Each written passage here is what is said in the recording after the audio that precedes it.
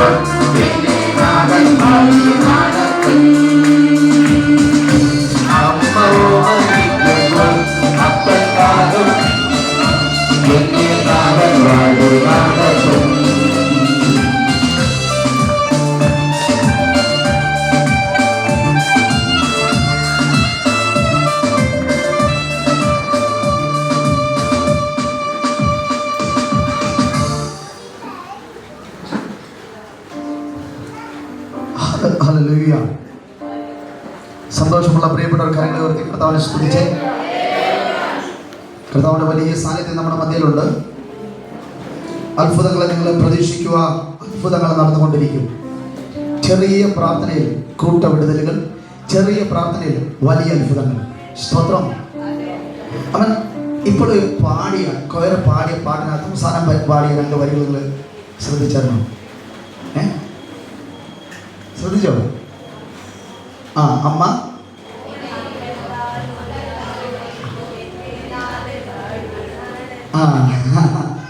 ഇതാണ് ക്രിസ്തീയതയുടെ യാഥാർത്ഥ്യം. ഇത് ആത്മീയതയുടെ സത്യം. ഇത് മനുഷ്യന് തരാൻ കഴിയത്തില്ല, ഇത് പണത്തിന് തരാൻ കഴിയത്തില്ല, ഇത് സമ്പത്തിന് തരാൻ കഴിയത്തില്ല, ഇത് ജോലിക്ക് തരാൻ കഴിയത്തില്ല. ഇത് നേരിട്ട് സ്വർഗത്തിൽ തരുന്നത്രേ. ഇത് തരാൻ കഴിവുള്ള ഒരു വ്യക്തി ഉണ്ടെങ്കിൽ അത് നിനക്ക് വേണ്ടി ലോകത്തിലേക്ക് വന്ന് അവൻ അവസാന തുള്ളിലെത്താൻ വരെ അവൻ ക്രൂശിൽ ചരിഞ്ഞിട്ട് നിനക്ക് വേണ്ടി മരിച്ച് അടക്കപ്പെട്ട് ഉയർത്തെഴുന്നേറ്റ നാസറേനായ യേശു കർത്താവത്രേ.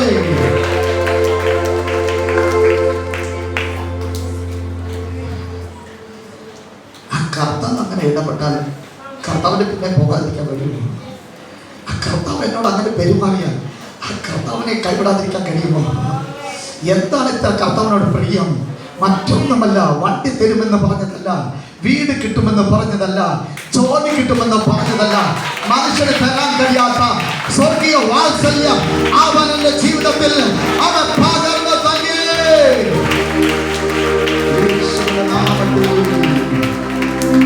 മരവിച്ച മനസ്സുകൾ അവിടെ മാറട്ടെ, കല്ലിച്ച മനസ്സുകൾ മാറട്ടെ, പാറപോലുള്ള ഹൃദയം ഉടയട്ടെ, കൈപ്പുള്ള മനോഭാവം മാറട്ടെ, സ്നേഹത്തിന്റെ ഒരു ഹൃദയം വീഴട്ടെ, സന്തോഷത്തിന്റെ ഒരു ഹൃദയം വീഴട്ടെ. എന്തിനാ ഈ ടെൻഷൻ അടിച്ചിരിക്കണേ? എന്തിനാ നീ അവൻ ദൈവസന്നിധിയിൽ ഇങ്ങനെ വല്ലാതിരിക്കണേ? ഒന്ന് ഫ്രീ ആയിരിക്കുക. ഇന്ന് രാത്രി നിന്റെ ബുദ്ധിക്കകത്ത് പോലും ദൈവത്തിന്റെ ഒരു പ്രത്യേക സ്പർശനം വരാൻ പോവുകയാണ്. അതിന്റെ ഹൃദയത്തിലേക്ക് വീഴാൻ പോവുകയാണ്. അതിന്റെ മനസ്സിനെ മാറ്റാൻ പോവുകയാണ്. എല്ലാ മത്സര ബുദ്ധിയും മാറട്ടെ.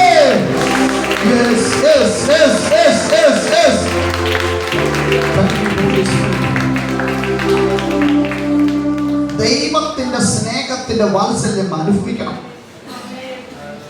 ഇതുപോലൊരു സുഖം, ഇതുപോലൊരു ദിവ്യ അനുഭൂതി ഒന്നും ഒരിടത്തും കിട്ടത്തില്ല. അങ്ങനെ കിട്ടുവാൻ കഴിയത്തില്ല. ജീസസ് എന്തായാലും നോക്കണം. ഈ ഇടയൻ ഈ കാണാതെ പോയ ആട്ടിൻകുട്ടിയെ അത് എവിടെയാണോ ചെന്ന് പറ്റിയത് അവിടെ കണ്ടെത്തി ചെന്നിട്ട് ആ സ്പോട്ടിൽ നിന്ന് ഈ ആട്ടിൻകുട്ടിയെ എടുത്തിട്ട് നുള്ളി എന്നല്ല പറയുന്നത്, വഴക്ക് പറഞ്ഞെന്നല്ല പറയുന്നത്, വലിച്ചിടിച്ചു കൊണ്ടുവന്നല്ല പറയുന്നത്, അടി കൊടുത്തു എന്നല്ല പറയുന്നത്. ഇതൊന്നും ചെയ്യാതെ അവയെ പൊക്കിയെടുത്ത് തോളിൽ കയറ്റി. എന്നിട്ട് നിങ്ങൾ ഇപ്പോൾ അവൻ ഇമാജിൻ ചെയ്തു കൊള്ളുക. ഇതാ തോളിൽ കയറി വരുന്നു, തോളിൽ കയറി വരുന്നു, തോളിൽ ചുമന്നുകൊണ്ട് വരുന്നു. അത് സ്നേഹത്തിന്റെ വാത്സല്യത്തിന്റെ ഒരു ടോപ്പ് ലെവലാ. കൈ പിടിക്കുന്ന പോലെ സ്നേഹത്തിന്റെ ഒരു അടയാളമല്ല, കോരി എടുക്കുന്ന പോലെ സ്നേഹത്തിന്റെ അടയാളമല്ല. അവൻ തോളിൽ ചുമക്കുന്നത്. നമ്മുടെ കുഞ്ഞുങ്ങളെയൊക്കെ വാത്സല്യം കൂടുമ്പോൾ അവൻ തോളിൽ ചുമക്കാറില്ലേ? യേശുവിന്റെ നാമത്തിൽ അതേപോലെ ദിവ്യ അനുഭവമുണ്ട്. എന്താണ് അങ്ങനെ തോളിൽ ചുമക്കുന്നത്? ആ ഇടയനോട് ചോദിക്കുക. ഈ ലൂക്കോസിന്റെ സുവിശേഷം 15-ാം അധ്യായത്തിലെ ഇടയനോട് ഇപ്പോൾ നമ്മൾ ചോദിക്കുകയാണ്, മിസ്റ്റർ ഷെപ്പേർഡ്, നിങ്ങൾ എന്തുകൊണ്ടാണ് ആ അനുസരണം കെട്ട ആട്ടുകുട്ടി തോളിൽ ചുമന്നതെന്ന് ചോദിച്ചാൽ അദ്ദേഹം പറയും, ഇനി അവൻ അലഞ്ഞ് തിരിഞ്ഞു പോകാതിരിപ്പാൻ അവനെ ഭദ്രമായി ഞാൻ ഒരു സ്ഥലത്ത് കയറ്റി വെച്ചിരിക്കുക. ഇനി അവൻ തെണ്ടി തിരിഞ്ഞു പോകണ്ട. ഇനി അവൻ അവിടെ ഇവിടെ അലഞ്ഞ് തിരിയണ്ട. നിന്റെ ജീവിതം അലഞ്ഞ് തിരിഞ്ഞ് തീരുമാനമുള്ളതല്ല, കർത്താവിന്റെ തോളിൽ വഹിക്കാനുള്ളതാ. എത്ര പേർ വിശ്വസിക്കുന്നു? വഴിതെറ്റിയ ജീവിതം, റൂട്ടുമാറിയ ജീവിതം, ആത്മീയത വിട്ട് അനാത്മീയതയിലേക്ക് മാറിയ ജീവിതം. ഓ, ഇന്ന് രാത്രി ആത്മീയത വിട്ട് അനാത്മീയതയിലേക്ക് മാറിയ കുടുംബം, ഇന്ന് രാത്രി അവൻ ദൈവത്തിന്റെ പാത വിട്ട് പൈശാചിക പാതയിലേക്ക് തിരിഞ്ഞവൻ, അവൻ ദൈവത്തിന്റെ പാത വിട്ട് ലോകത്തിന്റെ പാതയിലേക്ക് പോയവരെ തേടി ഇതാ കർത്താവിന്റെ അടുക്കൽ വന്ന് ഇനി നീ തിരിഞ്ഞ അവൻ അങ്ങോട്ടും ഇങ്ങോട്ടും തിരിഞ്ഞ് അലഞ്ഞ് തിരിഞ്ഞ് എവിടെയെങ്കിലും പോയി ചത്തു പോകാതിരിപ്പാ, നഷ്ടപ്പെടാതിരിപ്പാ ഒരു ഇടയൻ വരുന്നുണ്ട്. അവൻ നിന്നെ എടുത്തുകൊണ്ട് തോളിൽ വഹിക്കും.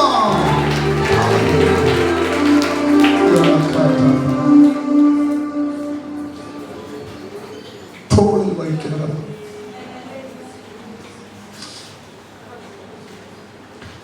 എടുത്ത സ്പോട്ടിൽ നിന്ന് വീട്ടിൽ വരെ തോളിൽ വഹിച്ചു. അതിൻ്റെ ഒരു സ്പിരിച്വൽ മീനിങ് പറയുകയാണ്, എവിടുന്നാണോ നശിച്ചു പോകേണ്ടുന്ന സ്പേസ് അവിടുന്ന് നിന്നെ പൊക്കിയെടുത്ത് തോളിൽ കയറ്റിയിട്ട് സ്വർഗത്തിലെ ഭവനത്തിലെത്തുമോ അവൻ നിന്നെ തോളിൽ വഹിക്കാൻ പോകുകയാണ്. ഇനി നിന്നെ തൊടുവാൻ കഴിയത്തില്ല, ഇനി നിന്നെ തകർക്കാൻ കഴിയത്തില്ല. നീ അപ്പന്റെ തോളിലാ.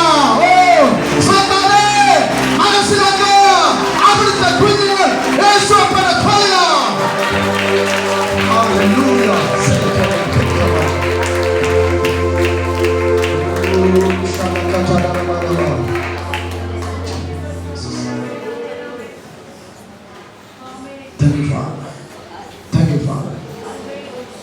ആ കോർണറിന്റെ ഭാഗത്ത് ഒരു സ്പെഷ്യൽ ദൈവത്തിന്റെ ദൂതൻ ഇപ്പോൾ വിന്യസിച്ചിട്ടുണ്ട്. ദർശനങ്ങളെ തരുന്ന, കാഴ്ചപ്പാടുകളെ തരുന്ന ദൈവത്തിന്റെ ദൂതൻ ആ ഭാഗത്ത് ഇറങ്ങിയിട്ടുണ്ട്. ഇപ്പോൾ നിങ്ങൾ ദൈവത്തിന്റെ ദൂതൻ തൊടുക. ഇപ്പോൾ ദൂതൻ തന്നെ തൊടുക. സ്വീകരിക്കുക. Yes.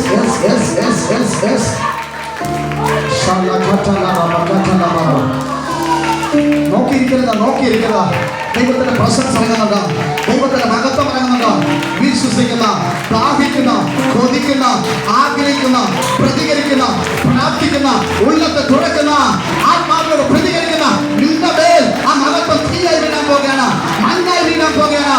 ദൈവത്തിന്റെ കരമായി ഇറങ്ങാൻ പോകുകയാണ്. കോരിയിരിക്കുന്നവർ വരാൻ പോകുകയാണ്, തോളിൽ വയ്ക്കുന്നവർ വരാൻ പോകുകയാണ്.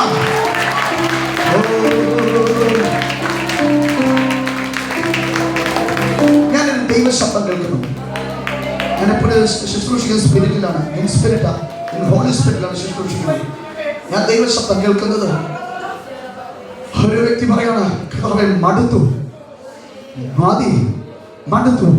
ഇനി എനിക്ക് പോകാൻ കഴിയത്തില്ല, ഇനി എനിക്ക് പിടിച്ചു നിൽക്കാൻ കഴിയത്തില്ല എന്ന് പറയുന്ന നിന്നെ നോക്കി കർത്താവ് പറയുന്നു, മടുത്ത നിന്നെ ഭാവി എന്നാ പറയുന്നുണ്ടെങ്കിൽ ആ പ്രസരത്തിന്റെ നടുവിൽ നിന്ന് പൊക്കിയെടുത്ത് സ്വർഗ്ഗത്തിലെ അപ്പന്റെ തോളിൽ വെച്ച് ഉയർത്താൻ പോകുകയാണ്. അവൻ നിന്നെ ഉയർത്താൻ പോകുകയാണ്. സ്വീകരിച്ചോ. കാഴ്ചക്കാരെ നോക്കരുത്. സ്റ്റേജിൽ അകത്തും പുറത്തും നിങ്ങൾ കാഴ്ചക്കാരെ നോക്കരുത്. ഇവിടെ കാണാൻ നോക്കുന്നില്ല. ഇവിടെ യേശുവിന്റെ സാന്നിധ്യമുണ്ട്. ഇവിടെ പരിശുദ്ധാത്മാവിന്റെ തീയുണ്ട്. ഇവിടെ പരിശുദ്ധാത്മാവിന്റെ നദിയുണ്ട്. ഇവിടെ പരിശുദ്ധാത്മാവിന്റെ ശക്തിയുടെ നല്ല ബന്ധമുണ്ട്.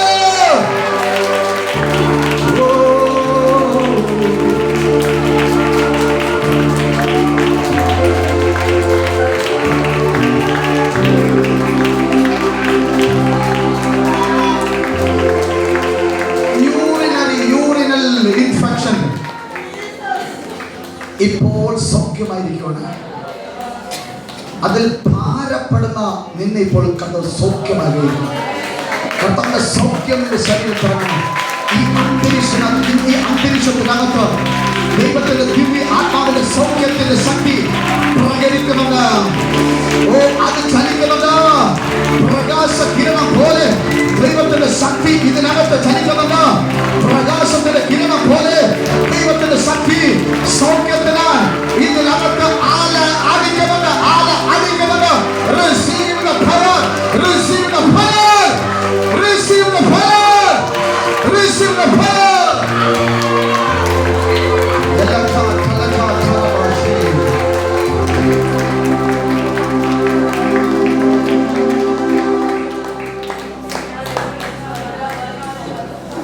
ഞാൻ മുഖത്ത് നോക്കി പറയുന്നില്ല, വ്യക്തിയെ നോക്കി പറയുന്നില്ല.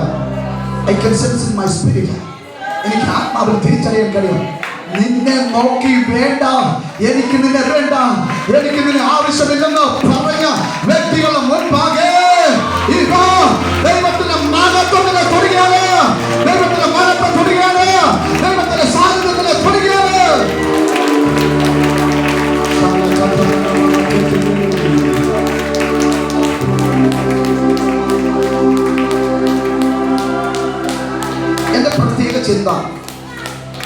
എന്തിന് ഈ ഇടയൻ ആടിനെ തോളിൽ കയറ്റി? നമ്മൾ കേട്ട ഒരു പഴഞ്ചൊല്ലുണ്ട്. എനിക്കതിൽ ട്രിവാൻഡ്രം അങ്ങനെ പറയുമ്പോൾ എനിക്കറിയത്തില്ല. കൊല്ലംകാർ പറയാറുണ്ട് എൻ്റെ ദേശത്ത്, തോളിൽ കയറ്റി എടുത്തിട്ട് ചെവി കടിക്കും. നിങ്ങളൊന്നും ഒരു തമാശ പറയേണ്ട പോലെ ചിരിക്കുന്നില്ല. ഇതുപോലെ ഞങ്ങളുടെ വൈരാഗ്യമുണ്ടോ?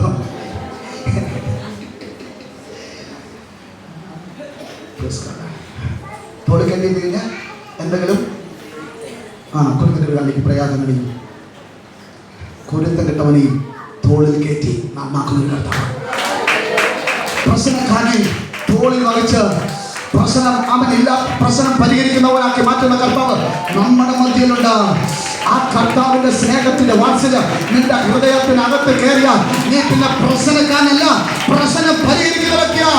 ഇന്ന് രാത്രി പ്രശ്നം ഉണ്ടാക്കുന്നവർ, ഭവനത്തിനകത്ത് സഭയ്ക്കകത്ത് പല വ്യക്തികളുമായി പ്രശ്നം ഉണ്ടാക്കുന്ന എല്ലാ സ്പിരിറ്റ്, എല്ലാ സ്പിരിറ്റ് യേശുവിന്റെ നാമത്തിൽ മാറട്ടെ.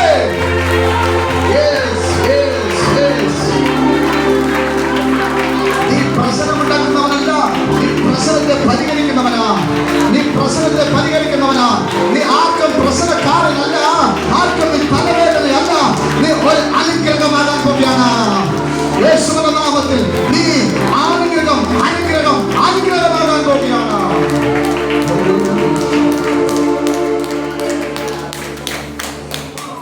എന്തിനീ ഇടയൻ ആടിനെ തോളിന്മേൽ കയറ്റി? ചിന്ത, അർത്ഥം ഇതേ ഉള്ളു. അവൻ നിന്നെ താഴ്ത്തത്തില്ല, അവൻ നിന്നെ ഉയർത്തും. വിശ്വസിക്കുക. അവൻ നിന്നെ താഴ്ത്തത്തില്ല, അവൻ നിന്നെ ഉയർത്തും. ആരെല്ലാം നിന്നെ താഴ്ത്താൻ നോക്കിയാൽ അവൻ നിന്നെ താഴ്ത്തത്തില്ല, അവൻ നിന്നെ ഡൗൺ ആക്കത്തില്ല. മനുഷ്യന്റെ വാക്ക് നിന്നെ ഡൗൺ ആക്കാം, സാഹചര്യം നിന്നെ ഡൗൺ ആക്കാം, വ്യക്തികൾ നിന്നെ ഡൗൺ ആക്കാം, നിന്റെ പ്രിയപ്പെട്ടവർ നിന്നെ ഡൗൺ ആക്കാം. ഉയർത്തുന്ന കർത്താവിന്റെ കരം നിന്നെ ഉയർത്താൻ പോവുകയാണ്.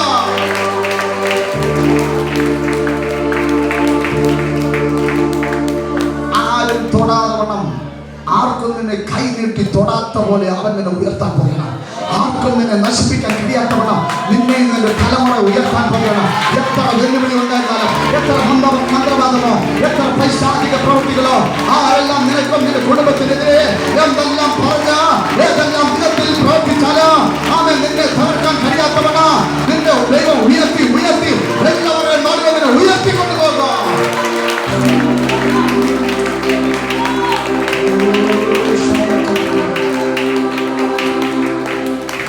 ഈ ഇടയന് കാണാതെ പോയ സ്പോട്ടിൽ നിന്ന് ഈ ആട്ടിൻകുട്ടിയെ എടുത്ത് തോളിൽ വഹിച്ച് എങ്ങനെ നടന്ന് ഫൈനൽ ചെന്നെത്തിയ ഡെസ്റ്റിനേഷൻ 99 ആടുകളുടെ നടുവിലാണ്. 99 ആടുകളുടെ നടുവിൽ. നിങ്ങൾ ആ സീൻ ഒന്ന് കണ്ടേ. 99 ആട് ഇങ്ങനെ നിൽക്കുക. അവരുടെ ഉള്ളിലെ ഒറ്റ ചിന്ത, ഇയാൾ നമ്മുടെ കൂടെ ഒന്നും വരാതെ മാറിപ്പോയ. പക്ഷേ അവരുടെ നടുവിലേക്ക് ഇത് തോളിലെടുത്ത് കൊണ്ടുവരുന്നു. ജനത്തിന്റെ നടുവിലേക്ക്, മറ്റുള്ളവരുടെ നടുവിലേക്ക്, നിന്നെ പഠിച്ചവരുടെ നടുവിലേക്ക് അനേകർ കാണത്തക്കവണ്ണം ദൈവം നിന്നെ ഉയർത്തിക്കൊണ്ടുവരാൻ പോവുകയാണ്. എത്ര പേർ വിശ്വസിക്കുന്നു? അനേകർ കാണത്തക്കവണ്ണം, നിന്റെ പ്രിയപ്പെട്ടവർ കാണത്തക്കവണ്ണം, നിന്നെ കളിയാക്കിയവർ കാണത്തക്കവണ്ണം, നീ നശിച്ചു പോയെന്ന് പറഞ്ഞവർ കാണത്തക്കവണ്ണം ദൈവം നിന്നെ ഉയർത്തിക്കൊണ്ടുവരാൻ പോവുകയാണ്.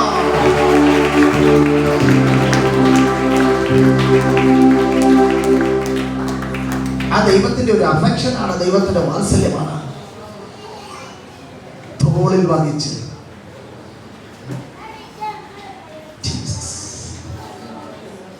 കർത്താവിന്റെ ആ വലിയ ഇടപെടൽ നോക്കിയേ.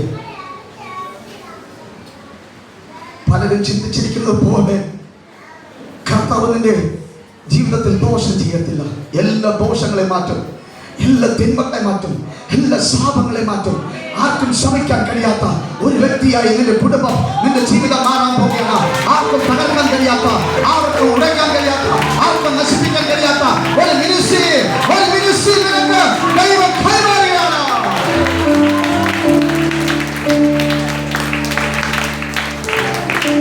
ദൈവത്തിന്റെ വാത്സല്യം. അടുത്തൊരു വേദഭാഗം വായിക്കാം. നമ്മൾ പ്രാരംഭമായി കണ്ടത് ദൈവത്തിൻ്റെ വാത്സല്യത്തിൻ്റെ ഒരു ഭാഗമാണ്. ദൈവത്തിൽ പിതാവായ ദൈവത്തിൻ്റെ ഹൃദയം. ദൈവത്തിൽ ഒരു പിതാവിൻ്റെ ഹൃദയം ഉണ്ട്. രണ്ട്, നമ്മൾ കേട്ടത് ദൈവത്തിലൊരു മാതാവിൻ്റെ ഹൃദയമുണ്ട്. ദൈവത്തിലൊരു മാതാവിൻ്റെ ഒരു ഹൃദയമുണ്ട്. അത് മനസ്സിലാക്കണമെങ്കിൽ യെശയ്യാ പ്രവചനം വായിക്കണം. യെശയ്യാ പ്രവചനം 66-ാം അധ്യായം 13-ാം വാക്യം വേഗത്തിൽ വായിക്കാൻ കഴിയുമ്പോൾ യെശയ്യാ പ്രവചനം 66-13 വേഗത്തിൽ വായിക്കണം. വേഗത്തിൽ വായിച്ച്. അമ്മ ആശ്വസിപ്പിക്കുന്നത് പോലെ ഞാൻ നിങ്ങളെ ആശ്വസിപ്പിക്കും. നിങ്ങൾ പ്രവചന പുസ്തകത്തിൽ ഇതാ ദൈവം അക്കാലഘട്ടത്തിലുള്ള ജനത്തോട് പറയുകയാണ്, അമ്മ ആശ്വസിപ്പിക്കുന്ന പോലെ ഞാൻ നിങ്ങളെ ആശ്വസിപ്പിക്കും. തിരിച്ചെൻ്റെ ഒരു ചോദ്യം, ദൈവം ആശ്വസിപ്പിക്കുന്ന പോലെ ഞാൻ നിങ്ങളെ ആശ്വസിപ്പിക്കാമെന്ന് പറഞ്ഞാലോ? എന്താ?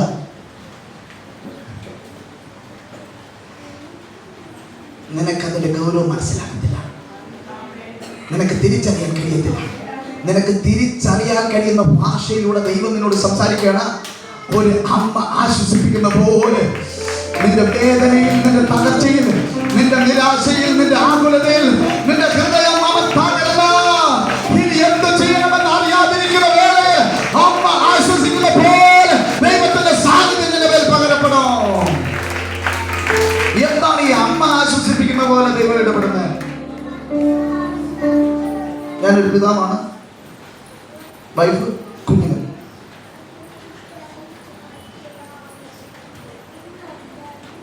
അമ്മ ആശ്വസിപ്പിക്കുന്നത് പോലെ എല്ലാ അപ്പന്മാർക്കും ആശ്വസിപ്പിക്കാൻ കഴിയത്തില്ല. അങ്ങനെ ഏതെങ്കിലും ഒരു അപ്പൻ ആശ്വസിപ്പിക്കുന്ന ഉണ്ടെങ്കിൽ, കുഞ്ഞുങ്ങളെ ആശ്വസിപ്പിക്കുന്നുണ്ടെങ്കിൽ, അമ്മ ആശ്വസിപ്പിക്കുന്ന ആ ശീലം പതിയെ പതിയെ ഈ അപ്പൻ കോപ്പി അടിച്ചെടുത്തു. അതന്നെ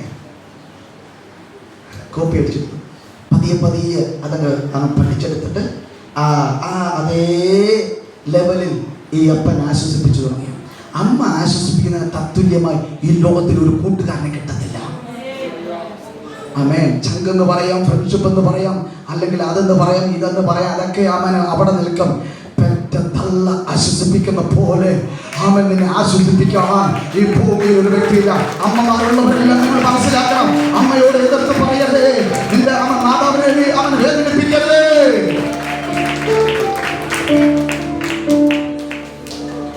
പാസമാരി ആത്മീയ കാര്യം മാത്രമല്ല പറയുന്നത്, ജീവിക്കേണ്ട കാര്യവും പറഞ്ഞു തരും ജീസസ്. എന്നാൽ നോക്കി, അമ്മ ആശ്വസിപ്പിക്കുന്നത് എന്താണ്? അതിൻ്റെ സിമ്പിളായ ഒരു അമ്മനൊക്കെ കാര്യം എല്ലാവർക്കും അറിയാം. ഞാനത് പറയുന്നേ ഉള്ളൂ.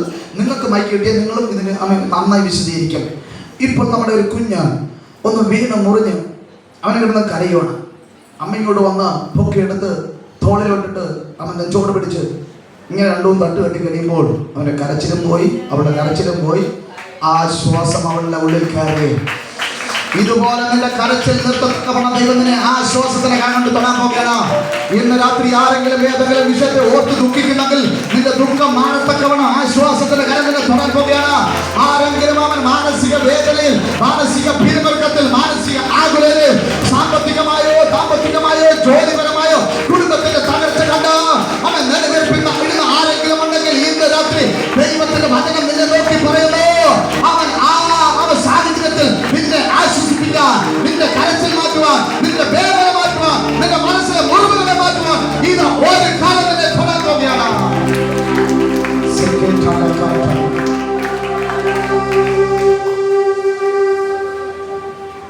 ദൈവം ഒന്ന് തൊട്ടാൽ മതി, എല്ലാം നിരാശയുമാണ്. ഇന്ന് ലോകത്തിൽ ഏറ്റവും കൂടുതൽ സംഭവിക്കുന്ന ഒരു ദോഷമാണ് നിരാശപ്പെടുക, ടെൻഷൻ അടിക്കുക. ഇതിനെ പൂർണ്ണമായി മാറ്റിയിട്ട് ടെൻഷൻ അടിക്കാത്ത, നിരാശപ്പെടാത്ത ഒരു ജീവിതമുണ്ട്. അത് ക്രിസ്തീയ ജീവിതമാണ്. പ്രശ്നമില്ലാഞ്ഞിട്ടല്ല, 10,000-കണക്കിന് പ്രശ്നമുണ്ട്. പ്രശ്നത്തിന് അവൻ ചുറ്റും അവൻ നടുവിലാണ് നിൽക്കുന്നത്. പക്ഷേ ഇതാ ആ തീയുടെ നടുവിൽ നിൽക്കുമ്പോൾ ഒരു ആശ്വാസം ഇതാ വന്നുകൊണ്ടിരിക്കുന്നു. കാരണം ആശ്വാസത്തിന്റെ കരങ്ങളെ തുടരുന്നു. യേശുവിന്റെ നാമത്തിൽ ഇന്നുവരെ ഇല്ലാത്ത ഒരു ആശ്വാസത്തിന്റെ തണുപ്പ് ചൂടേറിയ ജീവിതത്തിൽ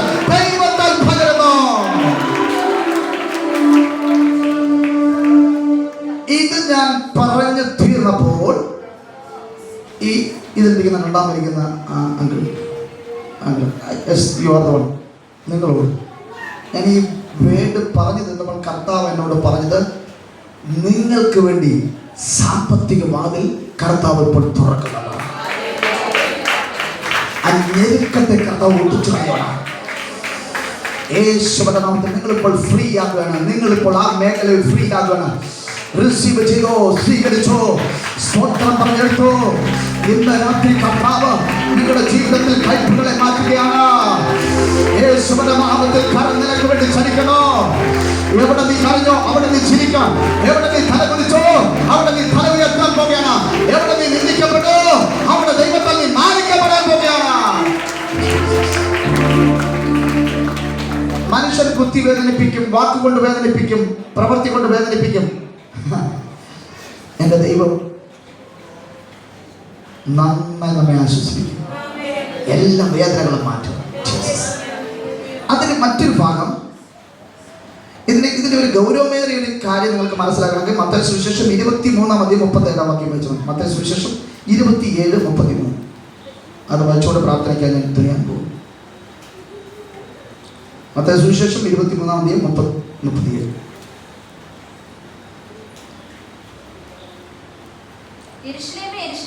യെരൂശലേമേ യെരൂശലേമേ, പ്രവാചകന്മാരെ കൊല്ലുകയും നിന്റെ അടുക്കൽ അയച്ചിരിക്കുന്നവരെ കല്ലെറിയും ചെയ്യുന്നവളെ, കോഴി തന്റെ കുഞ്ഞുങ്ങളെ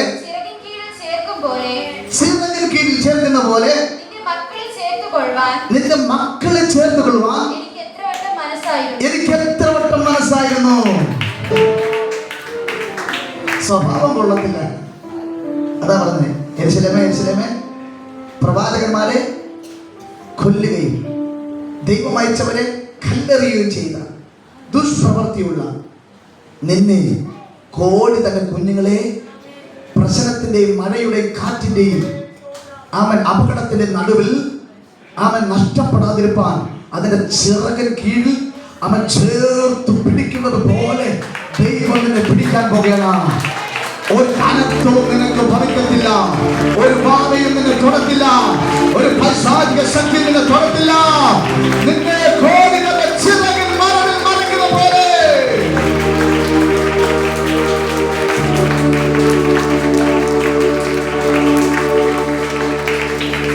സ്നേഹത്തിന്റെ വലയത്തിനകത്ത്, ആ വാത്സല്യത്തിന്റെ തികവനകത്ത് കയറിയിരിക്കുന്നതിന് പ്രത്യേക അനുഭവമാണ്. ഇത് യേശു റൂമിൽ കിട്ടത്തില്ല, ഇത് മധ്യത്തിൽ കിട്ടത്തില്ല, ഇത് മറ്റൊരു ശക്തിയിൽ കിട്ടത്തില്ല. ഇത് ദൈവത്തിൽ നിന്ന് കിട്ടത്തോളൂ. ഇത് സ്വർഗ്ഗനാമം കൊടുത്തതത്രേ. ഇത് നിന്റെ ഉള്ളത്തെ നിറയ്ക്കുന്നതത്രേ. യേശുവിന്റെ നാമത്തിൽ കോഴികളുടെ കുഞ്ഞിനെ ചിറകിൻ കീഴിൽ മറയ്ക്കുന്ന പോലെ ദൈവത്തിനെ ചേർത്ത് പിടിക്കാൻ പോവുകയാണ്.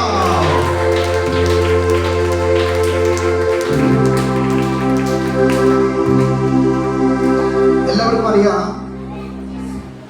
ഈ തള്ളക്കോഴിയും കുഞ്ഞുകോഴിയും തമ്മിലുള്ള കമ്മ്യൂണിക്കേഷൻ നമ്മളൊന്നും പറഞ്ഞു കൊടുക്കണം. പരുന്തോ മറ്റു പക്ഷിയോ എന്തെങ്കിലും ശബ്ദങ്ങൾ വന്നു കഴിഞ്ഞാൽ ഈ തള്ളക്കോഴി കാറി ഒരു വിളി വിളിക്കും. അപ്പോഴത്തേക്ക് കുഞ്ഞു കോഴി കുഞ്ഞുങ്ങൾക്ക് അവർക്ക് കാര്യം മനസ്സിലായി നിൽക്കുന്നവിടുന്ന് ഓടി അവൻ കയറേണ്ടുന്ന ഒരു സ്ഥലമുണ്ട്. അത് കോഴിക്കൂടല്ല, അത് അവൻ പുരയ്ക്കകത്തല്ല, അമ്മയുടെ ചിറകിൻ്റെ മറവിനകത്താണ്. യെസ്, ഞങ്ങൾക്ക് പിടികെട്ടി എവിടെ ആശ്രയിക്കണമെന്ന് ഞങ്ങൾ തിരിച്ചറിഞ്ഞോ. എവിടെയാ പോകേണ്ടെന്ന് ഞങ്ങൾ തിരിച്ചറിഞ്ഞോ. എവിടെ ഇരിക്കണമെന്ന് ഞങ്ങൾ തിരിച്ചറിഞ്ഞോ. എവിടെ കയറി ഒളിക്കണമെന്ന്.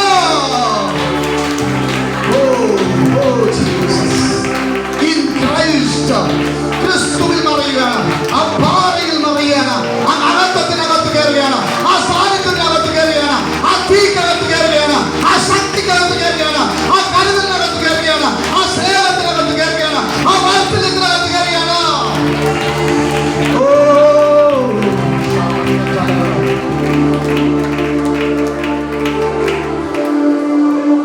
പുണ്യം ചൊല്ലാൻ ആരുമില്ല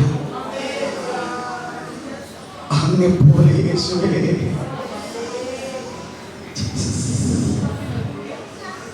യേശു നിന്നെ കരുതുന്ന പോലെ ലോകത്തിൽ ആർക്കും കരുതാൻ കഴിയത്തില്ല. യേശു നിന്നെ ചേർത്ത് പിടിക്കുന്ന പോലെ ലോകത്താരും നിന്നെ ചേർത്ത് പിടിക്കത്തില്ല. ഇന്ന് രാത്രി ആ യേശുവിനെ വേണമോ? ഇന്ന് രാത്രി ആ യേശുവിനെ നിന്റെ ജീവിതത്തിൽ വേണമോ? എത്ര പേർക്ക് ഹൃദയമായി പറയാൻ കഴിയും, അപ്പാ, I need you. യേശുവേ, അങ്ങേ എനിക്ക് വേണം.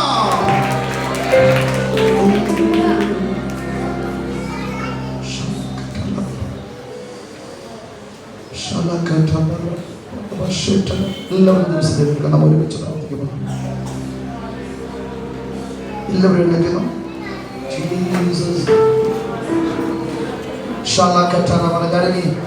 മിറക്കിളിനായി പ്രാർത്ഥിക്കമാണ്, അത്ഭുതങ്ങൾക്കായി പ്രാർത്ഥിക്കണം, അത്ഭുതങ്ങൾക്കായി പ്രാർത്ഥിക്കമാണ്. നിങ്ങൾ എത്ര പേർ അത്ഭുതങ്ങൾ വിശ്വസിക്കുന്നു? നന്നായി കരങ്ങൾ ഉയർത്തി മനസ്സോടെ അങ്ങനെ പറയാൻ കഴിയുന്ന പറയാം. എത്ര പേർ അത്ഭുതങ്ങൾ വിശ്വസിക്കുന്നു? ജീസസ് കർത്താവ് നിങ്ങളുടെ കൺമുൻപിൽ അത്ഭുതം ചെയ്യാൻ പോവുകയാണ്. ജന്മനാൽ വൈകല്യമുള്ള ആരെങ്കിലും ഉണ്ടെങ്കിൽ നിങ്ങൾ മുന്നോട്ട് വരണം. ശ്രദ്ധിച്ചാൽ കേൾക്കണം, ശ്രദ്ധ. നമുക്കിനി അല്പസമയമുള്ള ഏകദേശം 20 മിനിറ്റ് നമ്മുടെ മുൻപിലുണ്ട്. അതിന് മുമ്പ് ഞാൻ നിർത്തും. ഓക്കെ, 5 മിനിറ്റ് നമ്മുടെ മുൻപാകട്ടെ. 5 മിനിറ്റിനകത്ത് കർത്താവ് വലിയ ചെയ്യും, വലിയ ചെയ്യും. ജന്മനാൽ വൈകല്യമുള്ള ആരെങ്കിലും ഉണ്ടെങ്കിൽ, എന്തെങ്കിലും കുഴപ്പങ്ങൾ ജന്മനാൽ വൈകല്യം ഉണ്ടെങ്കിൽ അങ്ങനെയുള്ളവർ കരങ്ങളെ ഉയർത്തിപ്പിടിക്കണം. അങ്ങനെയുള്ളവർ ജന്മനാൽ വൈകല്യം, ജന്മനാൽ എന്തെങ്കിലും വൈകല്യമുണ്ട്. ഇപ്പോൾ ആക്സിഡന്റ് സംഭവിച്ച എന്തെങ്കിലും ഡിസേബിലിറ്റി, എന്തെങ്കിലും വൈകല്യം ആക്സിഡന്റ് മുഖാന്തരം വന്നവരുണ്ടെങ്കിൽ കരങ്ങൾ ഉയർത്തിപ്പിടിക്കുക. നിങ്ങളായിരിക്കും ആക്സിഡന്റ് മുഖാന്തരം, ജന്മന വൈകല്യമുള്ള ഒരു ആക്സിഡന്റ് മുഖാന്തരം നടക്കാനോ ശാരീരിക അവൻ പ്രവർത്തനത്തിനോ വന്ന് അച്ഛനുണ്ടല്ലേ, അച്ഛനല്ലേ, അവിടെ ഒരു ആന്റിയുണ്ട്, അവിടെ ചുമ്മാ കര ഉയർത്തി പിടിക്കില്ലേ? അങ്ങനെയുള്ള നന്നായി കര ഉയർത്തി പിടിച്ചത് ജന്മന അല്ലെങ്കിൽ ആക്സിഡന്റ് മുഖാന്തരം. അടുത്ത കരതരത്തിൽ ഞാൻ നിങ്ങൾക്ക് വേണ്ടി പ്രാർത്ഥിക്കും. വേഗത്തിൽ ഒറ്റ സെക്കൻഡ് മതി മിറക്കിൾ കൂട്ടമായി നടക്കാൻ. അടുത്ത ജന്മന ചെവി കേൾക്കാൻ കഴിയാത്തവർ അല്ല, എന്തെങ്കിലും കാരണത്താൽ കേൾവി ശക്തി നഷ്ടപ്പെട്ടവരുണ്ടെങ്കിൽ നന്നായി കരമെടുത്തണം. അങ്ങനെയുള്ളവർ കരമെടുത്തണം. രണ്ട് മറ്റേ പ്രിയപ്പെട്ടവർ കരത്താർത്തൽ ഇവിടെ ആരെങ്കിലും ഉണ്ടെങ്കിൽ കര വരുത്തി പിടിക്കാം.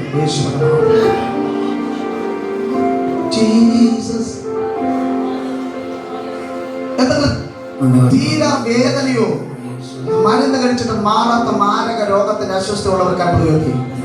സ്ട്രോക്കോ എന്തുമായിക്കോട്ടെ, ഇപ്പൊ ഇത്രയും പറയപ്പെട്ടവർ കരങ്ങൾ ഉയർത്തി വേണം.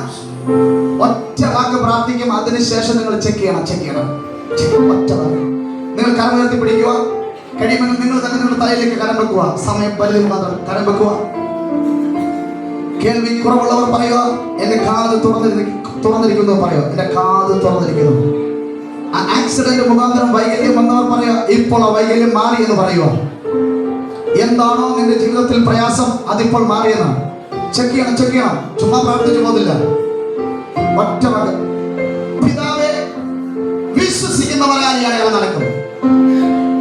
വിശ്വസിക്കുന്നവർ ദൈവത്തിന്റെ മഹത്വമാണ്. ഇപ്പോൾ ആക്സിഡന്റിന്റെ വൈകല്യം ആ ശരീരത്തിൽ മാറിയ സ്തോത്രം. അടഞ്ഞ കാതുകൾ യേശുവിന്റെ നാമത്തിൽ തുറന്ന സ്തോത്രം. വിവിധ രോഗ പ്രയാസത്തിൽ ആയിരിക്കുന്നവർ ഇപ്പോൾ യേശുവിന്റെ നാമത്തിൽ ഒറ്റ വാക്കിൽ സൗഖ്യമായ സ്തോത്രം. Thank you Jesus. കർത്താവ് നിങ്ങളെ തൊട്ടിരിക്കുന്നു, കർത്താവ് നിങ്ങളെ സൗഖ്യമാക്കിയിരിക്കുന്നു. ഇപ്പോൾ നിങ്ങൾക്ക് തിരിച്ചറിയാം. ഒന്ന് രണ്ട് സെക്കൻഡ് മിനിറ്റ് നമ്മുടെ മുൻപാകണം. 1-2 ഞാൻ ഈ പ്രാർത്ഥിച്ചുകൊണ്ടിരുന്നപ്പോൾ തന്നെ എന്തെങ്കിലും അത് ശരീരത്തെ അനുഭവിച്ചോ, ചെക്ക് ചെയ്യണം. ശരീരത്തെ അനുഭവിച്ചോ, ശരീരത്തിൽ ഒരു വൈകല്യത്തിന് വേണ്ടി പ്രാർത്ഥിച്ച, കേൾവി ശക്തി കിട്ടാൻ വേണ്ടി പ്രാർത്ഥിച്ചു. അതിനകത്ത് ഈ ശാരീരിക ക്ലേശം എന്തോ കേൾക്കാൻ പറ്റുമോ? ഈ ഒരു നിമിഷം നമ്മുടെ 2 മിനിറ്റ്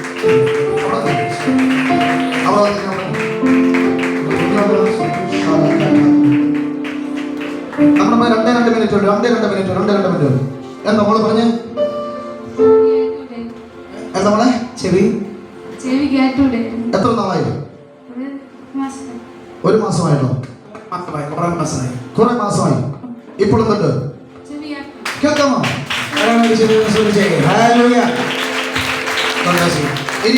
ഇനി ഇനി ആരെങ്കിലും പല വിഷയങ്ങളിൽ പ്രാർത്ഥിച്ചിട്ടുണ്ട്. നിങ്ങൾക്ക് ശരീരത്തെ അറിയാം, അറിയാം. I know that God is alive. എനിക്ക് നന്നായി അറിയാം യേശു ജീവിക്കുന്നുണ്ടെന്നാണ്.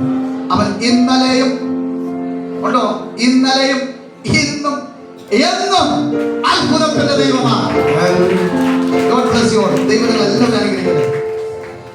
എല്ലാം പോയി കരം അടിച്ച് ഒരു കർത്താവിനെ ആരാധിക്കാം. എല്ലാ കരം ചേർത്ത്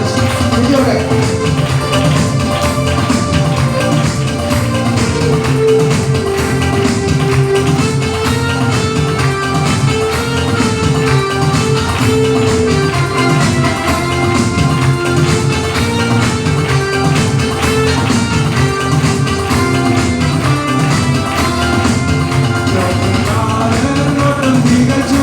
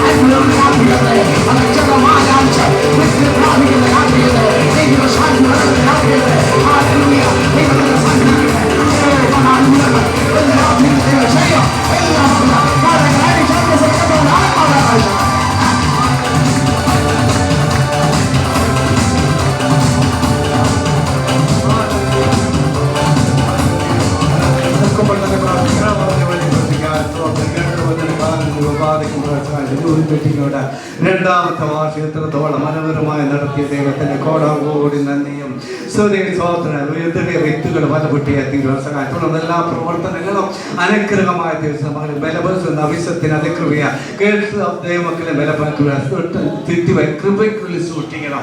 ആത്മീയമായ ഭൗതികമായ എല്ലാ അനുഗ്രഹം അനേക രോഗികൾക്ക് വേണ്ടി പ്രാർത്ഥിച്ച് കർത്താവ് അനേകർ വിടുതൽ വാർത്ത കർത്താവിന്റെ സാക്ഷ്യത്തിന് തുടർന്ന് എല്ലാ സുഹൃത്തുക്ക പ്രവർത്തനങ്ങളും അനുഗ്രഹമായി തീർന്നു മടക്കാത്തെല്ലാം കൂടെ വീണ്ടും കൂടി വരലിലൂടെ അങ്ങയുടെ കൃപയ്ക്കുള്ളിൽ സൂക്ഷിക്കണം. മഹത്വം അങ്ങോട്ട് യേശു നാമത്തിൽ തന്നെ ആമേൻ. കർത്താവായ യേശു ക്രിസ്തുവിന്റെ കൃപയും പിതാവായ ദൈവത്തിന്റെ സ്നേഹവും പരിശുദ്ധാത്മാവിന്റെ കൂട്ടായ്മയും നാം ഏവരോടും ഇതുവരെ ഉണ്ടായിരിക്കുമാറാകട്ടെ.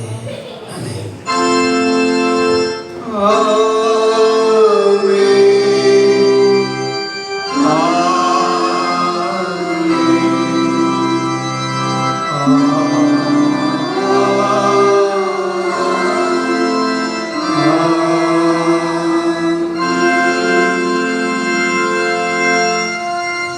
സമാധാനത്തോടെ പുറപ്പെട്ടു പോകും. നിങ്ങൾ അനുഗ്രഹിക്കട്ടെ.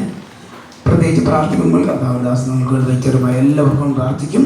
എല്ലാവർക്കും താല്പര്യങ്ങളും കർത്താവദാസങ്ങൾ പ്രാർത്ഥിക്കുന്നതായിരിക്കും. മറന്നു പോകരുത്. 30-ാം തീയതി നമ്മുടെ കൺവെൻഷനാണ്. എല്ലാ പ്രിയപ്പെട്ടവരും വീണ്ടും കടന്നു വരാൻ.